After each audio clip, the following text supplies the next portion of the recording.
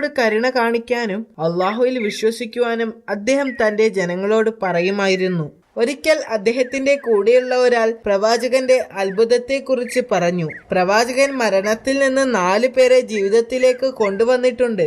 ഇത് കേട്ട് ജൂതന്മാരിൽ ഒരാൾ ഈ അടുത്ത് മരിച്ച ഒരാളുടെ ചേതനയേറ്റ ശരീരത്തെ പുനർജീവിപ്പിക്കാൻ പറഞ്ഞു. സാം എന്നയാളെ ജീവിതത്തിലേക്ക് കൊണ്ടുവരാൻ ആവശ്യപ്പെട്ടു. ആളുകൾ പ്രവാചകനോടൊപ്പം അയാളുടെ കല്ലറയുടെ അടുത്തേക്ക് പോയി. അവിടെ നിന്നും അയാളെ ജീവിതത്തിലേക്ക് തിരിച്ചു കൊണ്ടുവരാൻ വേണ്ടി അള്ളാഹുവിനോട് അദ്ദേഹം പ്രാർത്ഥിച്ചു. എന്തൊരു അത്ഭുതം! അയാൾ ആ കല്ലറയിൽ നിന്നും ജീവനോടെ എഴുന്നേറ്റ് വന്നു. ഒരിക്കൽ പ്രവാചകൻ തന്റെ അനുയായികളോട് 30 ദിവസം നോമ്പ് അനുഷ്ഠിക്കാൻ ആവശ്യപ്പെട്ടു. അവർ സമ്മതിക്കുകയും അവർ ഉപവാസം ആരംഭിക്കുകയും ചെയ്തു. 30 ദിനരാത്രങ്ങൾ ഉപവസിച്ചതിനു ശേഷം ശിഷ്യന്മാർ അദ്ദേഹത്തോടൊപ്പം മരുഭൂമിയിലേക്ക് യാത്രയായി. പ്രവാചകനോടൊപ്പം ആയിരക്കണക്കിന് ആളുകൾ അദ്ദേഹത്തെ അനുഗമിച്ചിരുന്നു.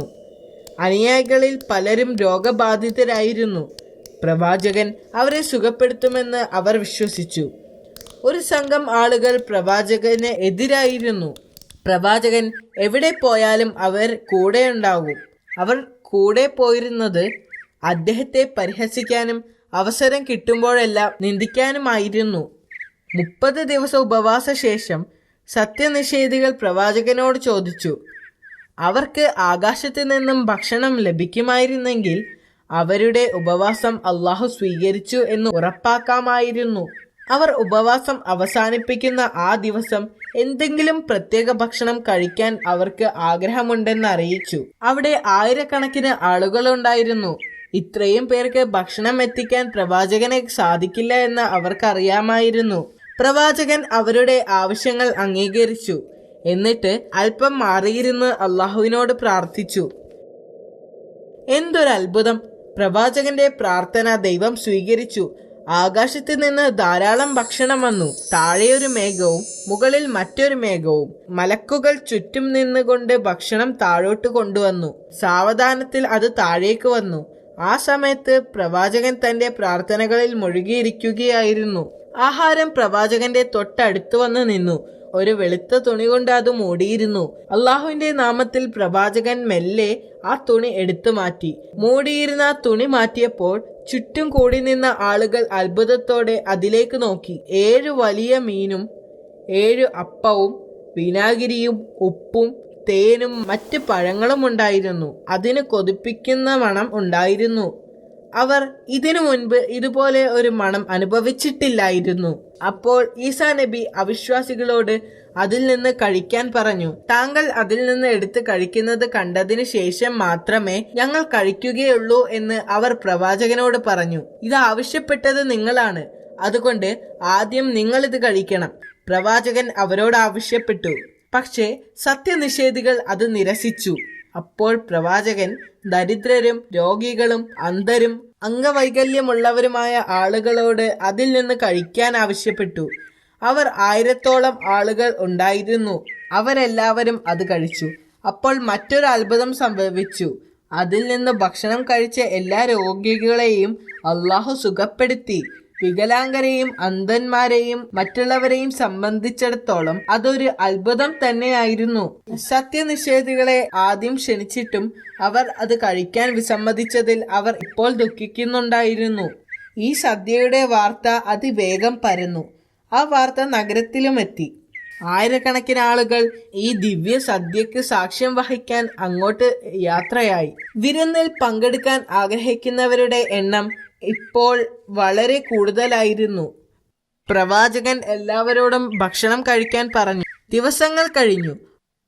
ആദ്യം മുതൽ അവസാനം വരെയുള്ള ഓരോ വ്യക്തിയും വയറ് നിറയെ ഭക്ഷണം കഴിച്ചു.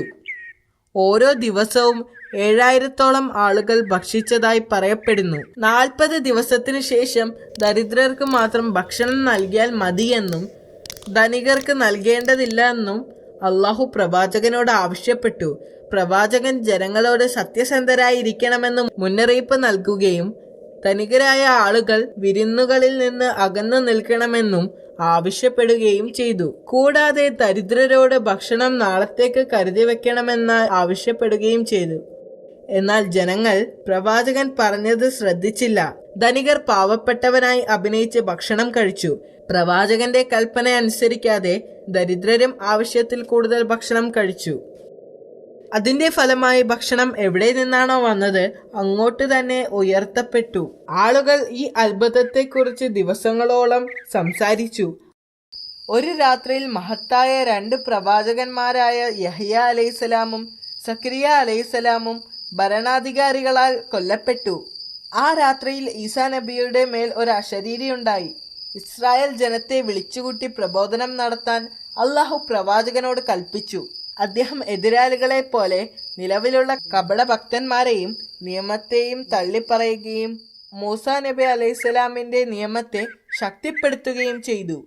പ്രവാചകൻ തന്റെ ജനത്തെ ശ്രേഷ്ഠമായ വാക്കുകളിലൂടെയും പ്രവർത്തനങ്ങളിലൂടെയും ലളിത ജീവിതം നയിക്കാൻ ആവശ്യപ്പെട്ടു. അദ്ദേഹത്തിന്റെ ഉപദേശങ്ങൾ പുരോഹിതന്മാരെ ശല്യപ്പെടുത്തിയിരുന്നു. പ്രവാചകന്റെ ഓരോ വാക്കും അവരുടെ ഇപ്പോഴത്തെ അവസ്ഥയ്ക്ക് ഭീഷണിയായിരുന്നു. ജനങ്ങളുടെ മുന്നിൽ അദ്ദേഹത്തെ തരം താഴ്ത്താനും അദ്ദേഹത്തിന്റെ വാക്കുകൾ മൂസാ നബിയുടെ നിയമത്തിന് എതിരാണെന്ന് ജനങ്ങളെ തെറ്റിദ്ധരിപ്പിക്കാനും അവർ തീരുമാനിച്ചു. അതിനുവേണ്ടി വ്യഭിചാരാരോപണം നടത്തിയ ഒരു സ്ത്രീയെ അറസ്റ്റ് ചെയ്തു. അപ്പോൾ അവർ ഈസാ നബി അലൈഹിസ്സലാമിനെ വിളിച്ച് അദ്ദേഹത്തിന്റെ അഭിപ്രായം ചോദിച്ചു. അവർ ഈസാ നബി അലൈഹിസ്സലാമിന്റെ മുൻപിൽ ആ സ്ത്രീയെ കൊണ്ടുവന്നു. വ്യഭിചാരിയെ കല്ലെറിയാൻ നിയമം നിർദ്ദേശിക്കുന്നില്ലേ എന്ന് ചോദിച്ചു. അതെ, പ്രവാചകൻ പറഞ്ഞു. എങ്കിൽ ഈ സ്ത്രീ ഒരു വ്യഭിചാരിയാണ്, ഒരു പുരോഹിതൻ പറഞ്ഞു. അദ്ദേഹം പുരോഹിതന്മാരെയും ജനത്തെയും നോക്കി. അന്നത്തിനു വേണ്ടി തെറ്റ് ചെയ്ത ഈ സ്ത്രീയേക്കാൾ പാപികളാണവരെന്ന് പ്രവാചകൻ അറിയാമായിരുന്നു. ആ ദിവസം വ്യഭിചാര കുറ്റത്തിന് അദ്ദേഹം ഒരു പുതിയ നിയമം കൊണ്ടുവന്നു. അദ്ദേഹം ജനങ്ങളുടെ നേരെ പുഞ്ചിരിയോടെ നോക്കി ഉച്ചത്തിൽ പറഞ്ഞു, നിങ്ങളിൽ